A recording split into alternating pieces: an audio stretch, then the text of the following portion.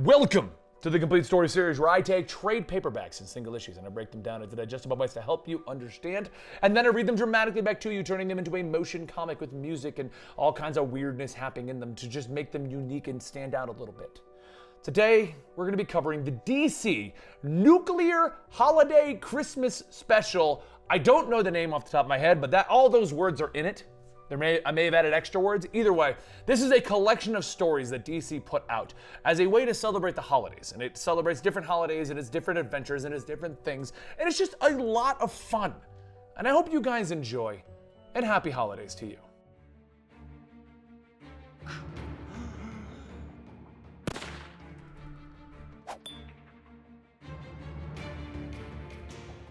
Silicon Valley in the mid-21st century. The world is a desolate wasteland, and the time-traveling Rip Hunter is stranded without a fully charged battery for his time sphere. Get going, Rip, he curses himself as he tries to plug it in. Yet he's distracted by the cries of the scooter-riding warriors of the wastelands that are charging at him. Fresh meat! Prepare to synergize! They scream. Rip doesn't bear the mark of Oogle, and according to the terms and conditions, this means that he's fair game for dinner. The Wastelanders pause for a moment, discussing different receipts for their new meal. This is all the time that Rip needs to come up with a plan. Wait, he pleads. Who likes Batman and Superman? The mention of the hero's past calls the warriors to pause longer. I like Batman, one mumbles to his friends. While the trio is hungry, the thought of a story to take them from the horrors of their world does intrigue them. So Rip begins, hoping that his tales will save his life. Warmth. Gotham. The city is covered in snow and destruction. The world didn't know what happened. The dead didn't care. It all happened and it was his fault. His soul for power. That was the deal. It cost him his father and the world. He was a stupid boy. Through the city, his footsteps crunching softly through the steadyingly falling snow, comes one man. The Batman. Sitting by the fire, his teeth sinking into... It's best to not think about what he's eating, honestly. He thinks about days past. Holidays spent with his father. Gifts. The memories distract him, allowing the lone figure to slip up silently behind him, a grin spreading over the gaunt face. Damian moves, the blade of Ra's al Ghul slicing by him. Grandson. Grandfather. The two men stand ready, decades of training willing their tired muscles into motion. Batman versus the demon's head. Immortal enemies.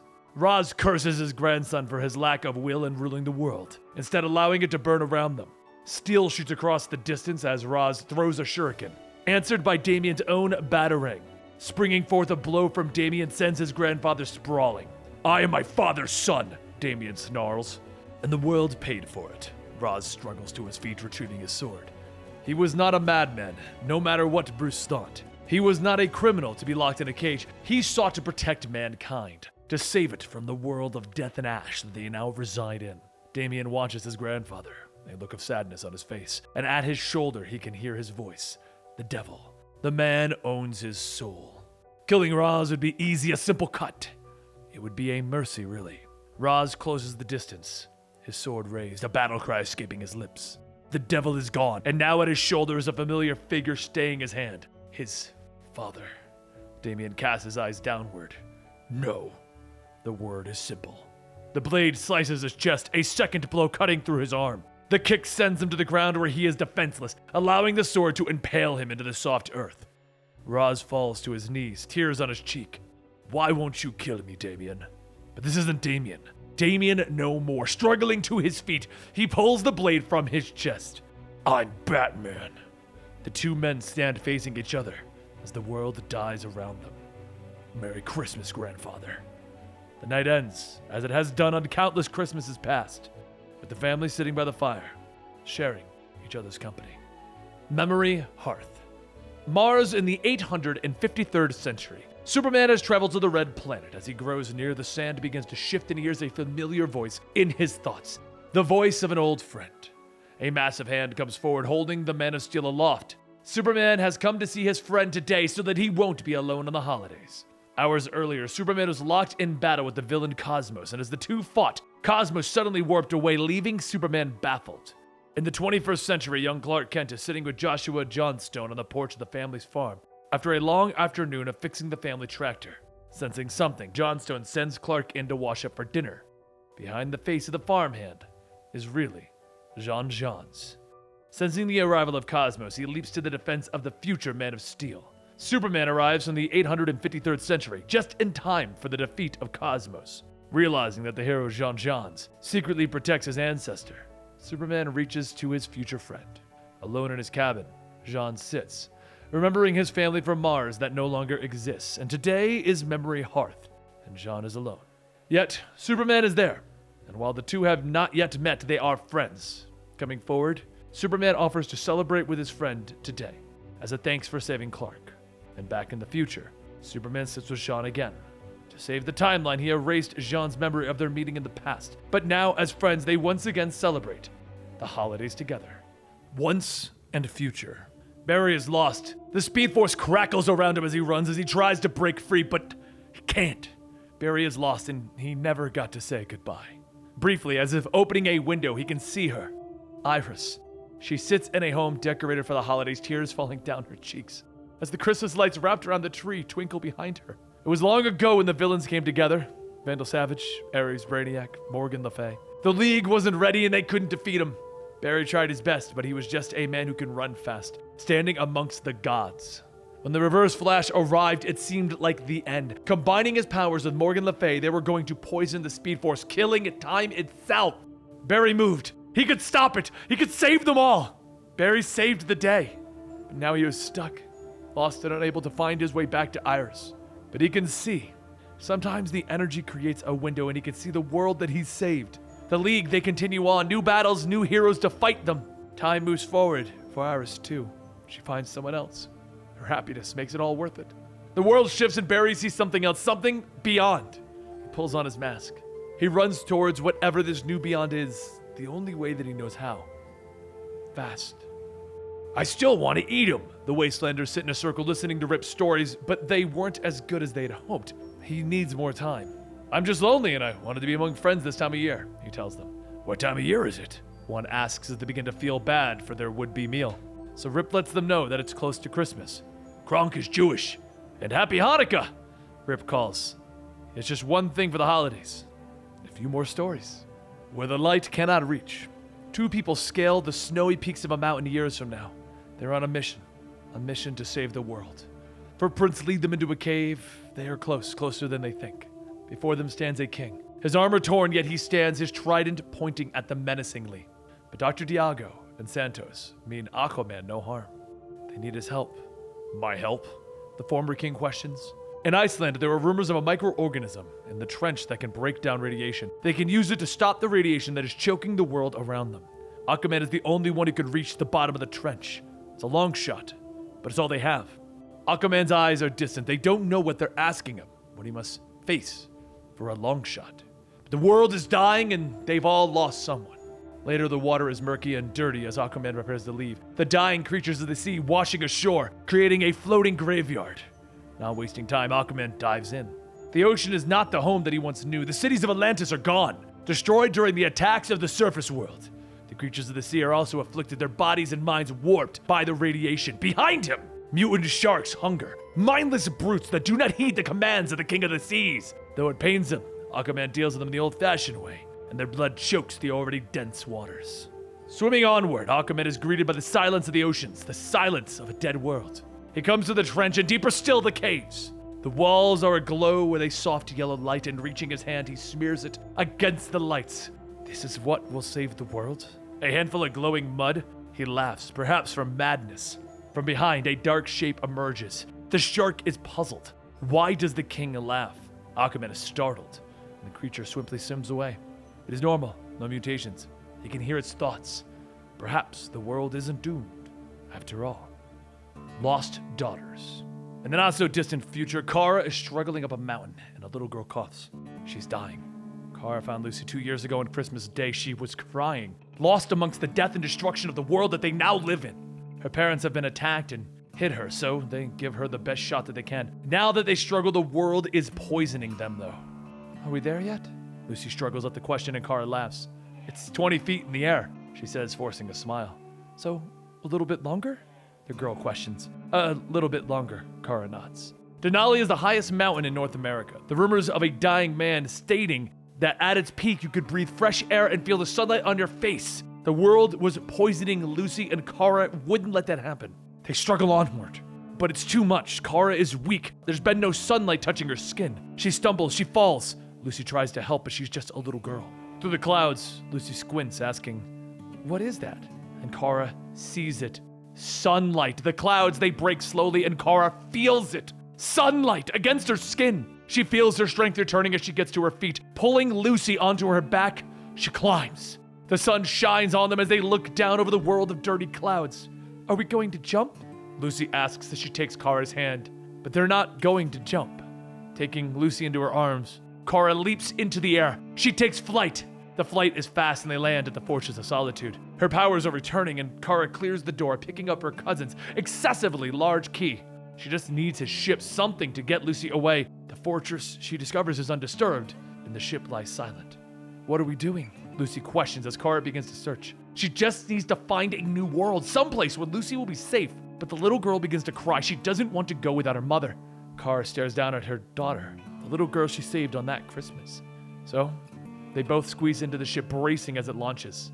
They don't have to repeat history. They can forge a new one. "Are we there yet?" Lucy asks. It's light years away. "So a bit longer?" "Yeah, a bit longer."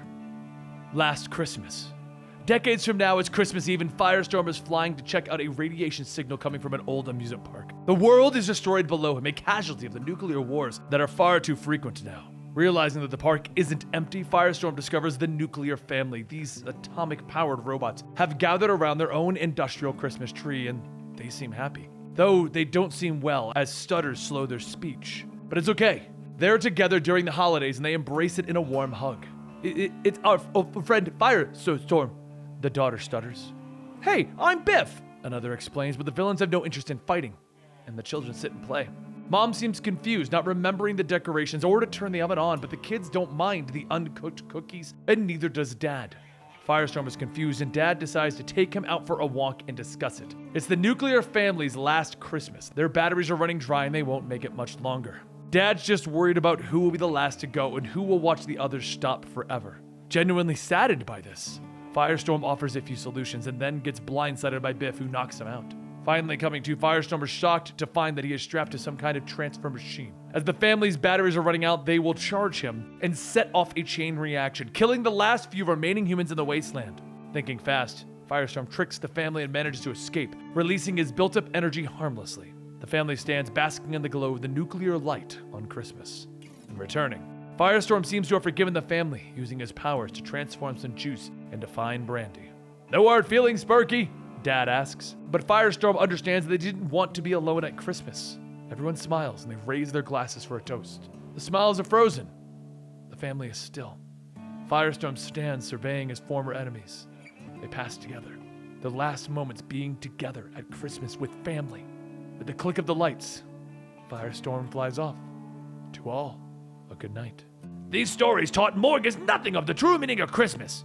"Yeah, these stories are mostly doubters." Back in the wasteland, Rip seems to be losing his audience. They just keep getting sadder and hungrier. The one known as Phil jumps up, he's ready to fight.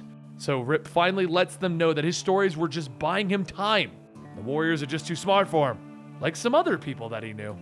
Northern Lights. Kamandi, the last boy on Earth, is battling for his life. Around him, the snow falls as he deflects the swords of a bear warrior coming down on him. Beneath him, the ledge cracks under his weight and he plummets down the river below. Further downriver, Tamir and his mother are hunting for giant shrimp. They pause as Tamir yells in surprise, and down the river floats Kamandi, his unconscious body riding on a icy raft. Using his snare, Tamir manages to save the steaming body of the human, his eyes wide with the sight of the strange creature. "The stars must find the singing stars." Kamandi stumbles at the words, and the bear creatures are surprised that this animal speaks, and once he manages to stand, Kamandi introduces himself to Tamir and his mother, Dolma.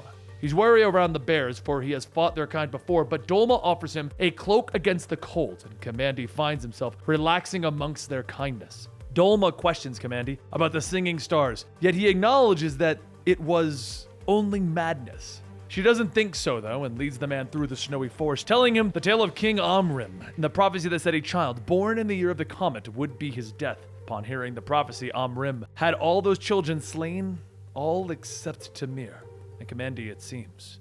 The three stop at the cliffs, and the sky above them is full of the northern lights, stars singing in the heavens. Dolma's tales remind Kamandi of his grandfather and the stories that he would tell. The tales of the tribes that lit their lamps with only enough fuel for one night, yet it burned for 8. Dolma sees this as a miracle, but Kamandi disagrees. There was no miracles, just stubborn people continuing the habits of a civilization long past. Dolma explains that Kamandi's people hope that it was a miracle. The tales are interrupted, though, as the king and his forces arrive at the cliff with them. Dolma and Tamir are peaceful folk, and they realize that they will see their loved ones soon. Kamandi is not peaceful, though. Kamandi fights back, and with this cry, the boy leaps into action wielding a heavy ice hammer. The blow knocks the king's helmet away, blood dripping from his nose, and the two warriors circle each other, finally springing into battle. Yet the king is a powerful creature, and his blows quickly blind Kamandi with his own blood. Stumbling away, Kamandi is overwhelmed by the singing stars, and he walks towards the cliff's edge, with the king laughing, for he has won, and Kamandi can barely stand. Kamandi raises the hammer and falls from exhaustion, and the king stands over his fallen enemy in victory. A valiant effort for an animal. His words are cut short as the cliff begins to crack at the blow of the hammer, and the ground gives way beneath his feet, with the two beginning to fall into the void. Springing into action, Tamir manages to pull Kamandi to safety, and the two friends embrace in their victory. After the king's forces throw down their weapons, Dolma convinces Kamandi to stay with them through the 8 nights of his grandfather's holiday. On the 8th night, while his new friends slept, Kamandi slipped into the night and continued his journey. 9 lives. Gotham City is covered in snow after the fall, her breath steaming in the air. Selina Kyle stands on a rooftop with her sidekick Sophie. Selina is teaching, trying to give Sophie the skills to survive, and the two survey the vans that are supposed to drop food and medical supplies to the refugees, but they're light. The two wait. Using one of Selina's cats, they distract the guards, and then springing into action, they steal some supplies and escape before anyone can stop them. Why can't we use our ration tickets? Sophie wonders as they travel through the destruction that was Gotham. But Selina knows. Soon there won't be enough, and those tickets will be worthless. Her point is proven as they pass another closed-down ration point. The survivors pound on the gates, demanding the food and supplies that were supposed to be theirs, and the guards cock their rifles and order the protesters to move on. Sophia approaches a father and his son, their sad faces forcing her to pull some rations from her pack. Don't worry, it's going to be all right, she tells them. But Selina knows that it's not going to be all right. The two move through the city, finally coming to their hideout. Selina doesn't want to help anyone, and Sophie doesn't understand why she keeps stealing art. But after their disagreement, Selina slips away, clad in her original Catwoman costume. The Gotham Museum is quiet. She slips past, subduing the guards easily. Before her sits her prize, and her eyes fall on that cat statue sitting behind the case. You have 3 seconds to back away, the guard states. But Selina wastes no time, disarming her quickly, grabbing the score, and escaping. Back at her hideout, Sophie is awakened by Selina, her face shocked as she sees all of the food supplies that Selina stole. We have a lot of work to do tonight. The two embrace in a hug. I knew you cared, Sophie exclaims. Call it a Christmas miracle. The birds of Christmas past, present, and future. Decades from now, Oliver Queen is an old man, and the world has moved on without him. The Justice League annual Christmas party is happening, except its heroes he doesn't know, and it's a world that he no longer believes in. Behind him, he senses an old friend, Hawkman, who didn't think that he would show up. Well, you didn't invite me to foot the bill. I'm flat broke. But Hawkman didn't invite him for some nefarious reason. Oliver was a hero, and it was time for him to come home to his friends. They stand over the Christmas snacks, watching the newest generation to fight for a cause their friends died over. And suddenly Oliver's eyes go wide. You told me she wasn't going to be here. He storms away, trying to slip out before he's noticed, but it's too late. He was caught by her, Dinah Lance, the Black Canary. And here I thought you'd worked up the nerve to ask me to dance, she smirks. Out on the dance floor, the two old lovers are close, the lights twinkling around them. They haven't been together in decades. They talk of regrets long since past. Eventually, they're interrupted by Dinah's grandson. This party's boring, he states, and he's not wrong. So Oliver decides to show him the good stuff. The three spend the rest of the evening watching old clips of the League fighting villains. Dinah's grandson is amazed that his grandmother knocks out supervillains like they were nothing. And at the end of the night, Oliver and Dinah forgive their mistakes of the past, and they embrace again. Despite what they've been through, they still love each other. In the end, Oliver decides to return to the party, hoping to teach these heroes of tomorrow what is truly worth saving in this world. Can we just eat them already? The stories seem to be losing their effect, and the Wastelanders are ready to get on with their dinner. They'll discuss the true meaning of Christmas on full stomachs. Rip Hunter begins to back away, just as the battery on the time sphere reaches 100%. Stepping aside, he bids farewell to his new friends, and then lifting into the sky, the warriors scream in disappointment. Looking back, Rip sees the bag lunch that he had packed. Merry Christmas, he calls as the sandwich sails through the air. And with the sandwich stuck in his mouth, the Wastelander known as Morgus, offers one last jumbled statement. God bless us, everyone. Now, if you had watched yesterday's video, then you saw I did this skit already. Yeah, I know I did, but it was fun. I wanted to do it for 2 videos. In case you skipped Batman Noel, I wanted the holiday special to also have this funny skit. Anyway, we might have to retire Batman for a little while. He's been here for a little while. Me and Batman became buds. He sits on my shoulder at night and we just talk and like he tells me about his day. I'm like his gargoyle. You get it? Anyway, guys, thanks for joining us today. If you want more comic books read back to you or pop culture elements explained, please consider subscribing to our channel, Comicstorian. We love having you all here. We have a great community over at our Discord where you can go chat with them about your comic books, your video games, your movies, all that stuff over there. The link to that is down below. You can also find us on Twitter at Comicstorian, Instagram at Comicstorian, and even on Twitch at twitch.tv/eligible monster. We have a lot of fun doing this, and it's all because of you guys. So, with the holidays hitting, I wanted to say happy holidays. And thank you for your support this far, this long. Just thank you. Hope you enjoyed.